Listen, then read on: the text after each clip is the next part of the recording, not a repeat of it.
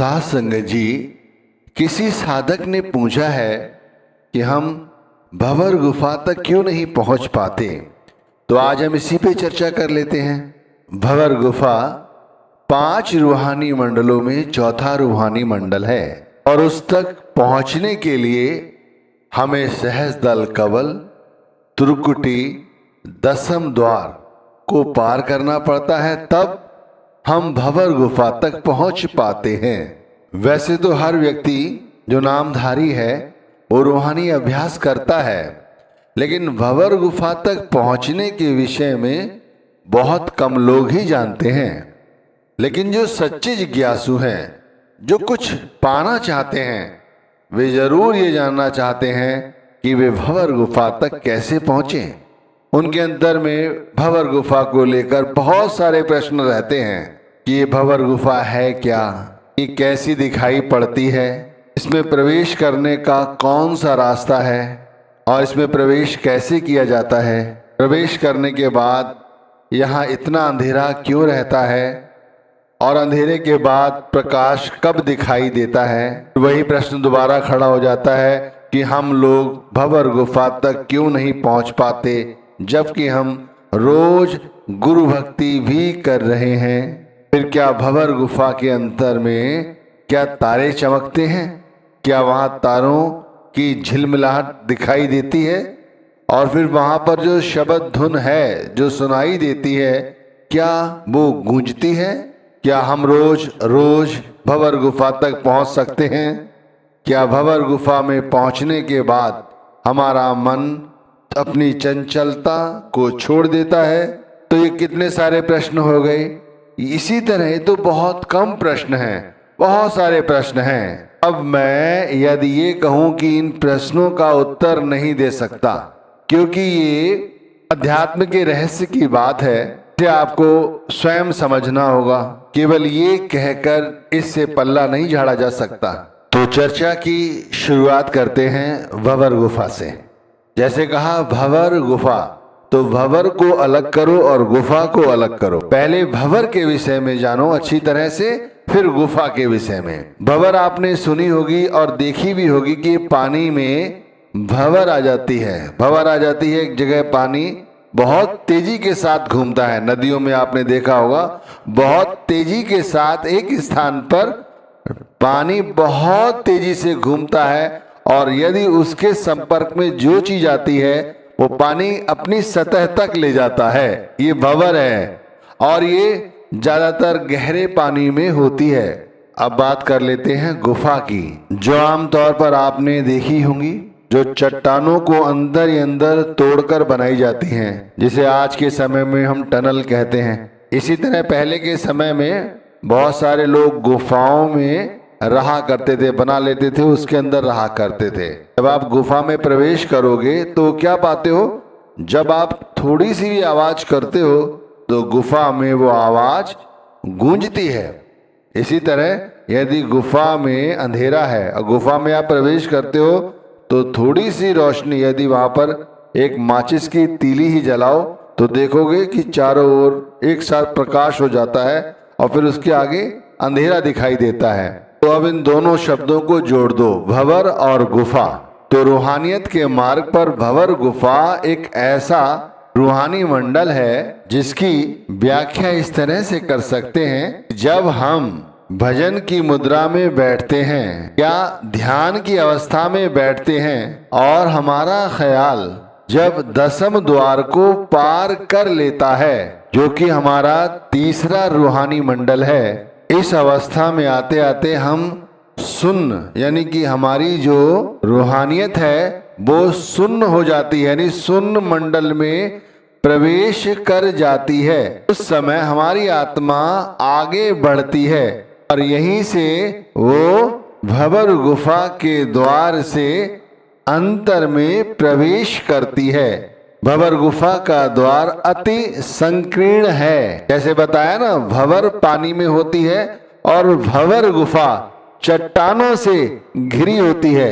यहाँ चट्टानें आपस में इस तरह से मिली होती हैं कि उसका जो रास्ता है बहुत ही संकीर्ण है।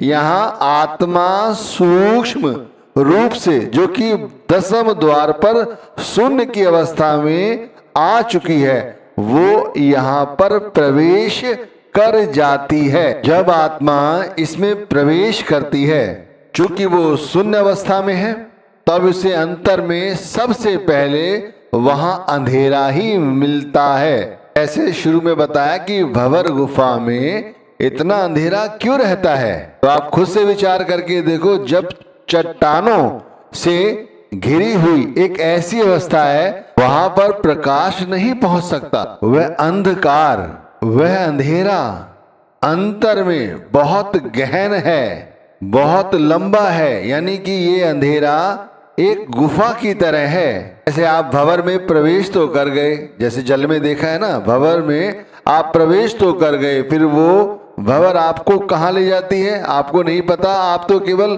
घूमते रहते हैं। सब कुछ वैसा ही है जैसा बाहर अनुभव करते हो, ठीक वैसा ही अंदर में अनुभव होता है कि भंवर में आप जिस तरह फंस जाते हो, उसी तरह जब हमारी आत्मा शून्य अवस्था में 10वें द्वार को पार करके भंवर गुफा में प्रवेश करती है, तो उसे एक बहुत बड़ा अंधेरा मिलता है, जिसका कोई और छोर नहीं। एक गुफा में ये तब्दील रहता है और जीवात्मा उसमें प्रवेश करने के बाद चलती रहती है इस गुप्त अंधेरे में। जो सच्चा जिज्ञासु है वो डटा रहता है, वो अंधेरे को पार कर जाता है, और जो डर जाते हैं वे खड़े हो जाते हैं, वे आगे नहीं पहुंच पाते। लेकिन जब जिज्ञासु अपनी मेहनत पर डटा रहता है, तब उसे यदि कोई प्रकाश की, सबसे पहले प्रकाश की, ध्यान रखिए, सबसे पहले नजर ही प्रकाश आता है कि प्रकाश की कोई किरण नजर आती है, तब वो भंवर गुफा में जीवात्मा उस प्रकाश की ओर चींटी की चाल की तरह चलना शुरू कर देती है। उसे प्रकाश दिखाई देता है, प्रकाश दिखाई देता है, तो जीवात्मा उस प्रकाश की ओर बढ़ जाती है। यानी आत्मा ने उस भंवर गुफा के अंदर एक ऐसी अवस्था प्राप्त कर ली है जहां पर वो अब अकेली नहीं है, उसे प्रकाश का सानिध्य प्राप्त हो चुका है। हमारी सूरत हमारे शरीर के रोम रोम में फैली हुई है। हमारी सूरत को इस समय भंवर गुफा में शब्द का प्रकाश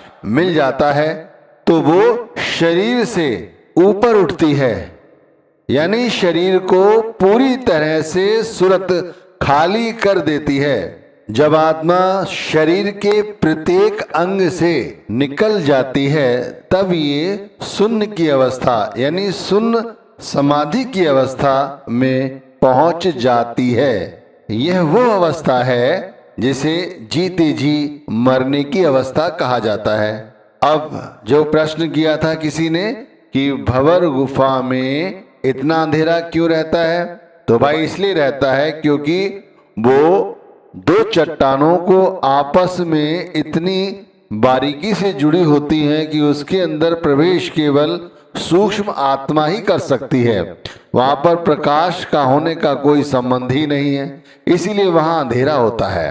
और वो इतनी लंबी क्यों है, तो इसका अर्थ ये है कि ये उन लोगों के लिए लंबी होती है जो लोग अपनी सूरत को पूरी तरह से शरीर से अलग करते हैं। यानी कि जब सूरत शरीर को पूरी तरह से खाली कर लेती है, जितना समय उन्हें शरीर को खाली करने में लगता है, उतनी ही ये भंवर गुफा लंबी होती है, अंधेरी होती है। और जितनी जल्दी उनकी सूरत इस शरीर को खाली नहीं कर पाती, उनके लिए ये उतनी और लंबी होती चली जाती है। आप समझो इस बात को मैं क्या कहना चाहता हूं कि यदि हमारे शरीर से जब सूरत ऊपर की ओर उठती है, तो बहुत से लोगों का अभ्यास बना हुआ है, जो मेहनत करते हैं, उनको ये शरीर खाली करने में ज्यादा समय नहीं लगता, तो उनके लिए भंवर गुफा में प्रवेश करना भी सरल होता है, और उनके लिए अंधेरा जो है वो भी बहुत थोड़ा सा है। क्यों? क्योंकि उनकी सूरत शरीर को खाली करके ऊपर की ओर उठती है और भंवर गुफा में प्रवेश कर जाती है, और प्रवेश करने के बाद उन्हें प्रकाश सहजता से, सरलता से दिखाई दे जाता है। लेकिन जो लोग दुनिया की शक्लों और पदार्थों में, ज्यादातर हम लोग ऐसे ही तो हैं, हमारा ख्याल नीचे की ओर है। अब हम 10वें द्वार से ऊपर की ओर बढ़ने की कोशिश करेंगे या कर रहे हैं, तो हमें धीरे धीरे ही सफलता मिलेगी कि हमारी जो रूह है, हमारी जो सूरत है, वो धीरे धीरे हमारे शरीर को खाली करते हुए ऊपर की ओर बढ़े, तभी हमें वो प्रकाश दिखाई देगा। इसमें जितना भी समय लगेगा उतना ही हमारे लिए ये भंवर गुफा लंबी होती चली जाएगी।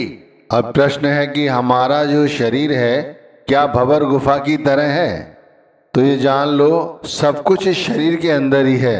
भंवर गुफा कहीं बाहर नहीं है, इस शरीर के अंदर ही है। बस हमें 10वें द्वार पार करने की आवश्यकता है और ये भंवर गुफा हमें हमारे शरीर में ही दिख जाएगी। पर उसे देखने के लिए इन आँखों की जरूरत नहीं है, उन्हें देखने के लिए अंतर की आँखों की जरूरत है, जो कि सुमिरन और भजन द्वारा ही प्राप्त होती हैं, वैसे नहीं। फिर किसी ने पूछा है क्या वहाँ पर तारे भी हैं? वहाँ सब कुछ है, वहाँ तारे भी हैं, नक्षत्र भी हैं, सब कुछ हैं। वहाँ पर जैसे जैसे आपके मन के भाव हैं, वैसे वैसे प्रकाश आपको दिखाई देता रहेगा। यही तो भंवर गुफा का सबसे अनूठा रहस्य है कि जब हम उस अंधेरे को पार कर जाते हैं और हमें जो प्रकाश दिखाई देता है, वो प्रकाश है जो कहते हैं, जो उसके बाद 5वें मंडल यानी सचखंड में हो रहा है और वो हमें दिखाई दे रहा है। आगे किसी ने पूछा है ना कि भंवर गुफा में शब्द धुन गूंजती है? तो बिल्कुल गूंजती है। ध्यान रखिए, वहां पर तो एक सुई भी गिर जाए तो उसकी आवाज भी स्पष्ट सुनाई देती है, पर वहां की ध्वनि जो है, आवाजें जो हैं, जो संगीत है, वो इस संसार के संगीत से बिल्कुल अलग है। ना वहां पर कोई बाध बजाने वाला है, लेकिन बाध की आवाज कानों में आती है, ना वहां पर बजाने वाले दिखाई दे रहे हैं। वहां केवल संगीत है, और जो हमारे मधुर कानों में यानी अंतर के कानों में घुल रहा है, जो प्रकाश है और जो संगीत है, जिसे शब्द धुन कहते हैं, जब ये देखोगे, ये सुनोगे, तब ये समझ आएगा कि ये 5 रूहानी जो मंडल हैं, इसमें ये भंवर गुफा हमारे लिए क्यों महत्वपूर्ण है। हम ज़्यादातर क्या करते हैं, हम त्रिकुटी से आगे नहीं बढ़ पाते, हम त्रिकुटी तक ही रहते हैं। तो 10वें द्वार कैसे पहुंचेंगे? और जब 10वें द्वार पार कर लोगे तब भंवर गुफा में प्रवेश करोगे, और भंवर गुफा को जब पार कर लोगे तब सचखंड है। अच्छा देखो, ये सब कुछ जीते जी है। इसीलिए बहुत सारे संत महात्मा हमें इस विषय में बताते हैं, लेकिन गहन तरह से नहीं बताते। मैंने भी आपको बहुत सारी बातें बताई हैं, लेकिन अभी इसमें ऐसे रहस्य हैं जो आपको मैं नहीं बता सकता, लेकिन इसलिए छोटी छोटी चीजें बताई हैं जिससे आपका मन इस ओर बढ़े। क्योंकि जब तक आपको पता नहीं चलेगा कि यहाँ ऐसे अध्यात्म के रहस्य छुपे हुए हैं, तब तक आप करोगे नहीं। और केवल ये कह के छोड़ देना, नहीं नहीं इस विषय में नहीं बता सकते, ये गलत बात है। ये बताना चाहिए, थोड़ा बहुत जरूर बताना चाहिए, क्योंकि आज का युग वैज्ञानिक युग है। इसके अंदर लोग उस चीज की ओर ज्यादा लालायित रहते हैं जिसमें उसे कुछ मिले, क्योंकि हम लोग इतनी मेहनत मशक्कत करते हैं और अंत में हमारे हाथ पल्ले कुछ नहीं लगता। और जब शरीर हमारा एक ऐसी अवस्था में आ जाता है जब हम ज्यादा मेहनत नहीं कर सकते, उस समय ऐसा लगता है, बताइए, हमने सारी जिंदगी नाम की भजन बंदगी की, फिर भी हमारे साथ हम ये रहस्य नहीं जान पाए, परमात्मा को नहीं पहचान पाए।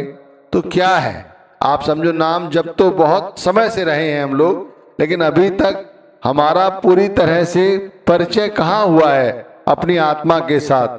अभी आत्मा का साक्षात्कार तो हुआ नहीं है, तो परमात्मा का साक्षात्कार कैसे करोगे, शब्द का साक्षात्कार कैसे करोगे? तो ये जो मंडल है ना, रूहानी मंडल, इन्हीं से गुजरने पर, इन्हें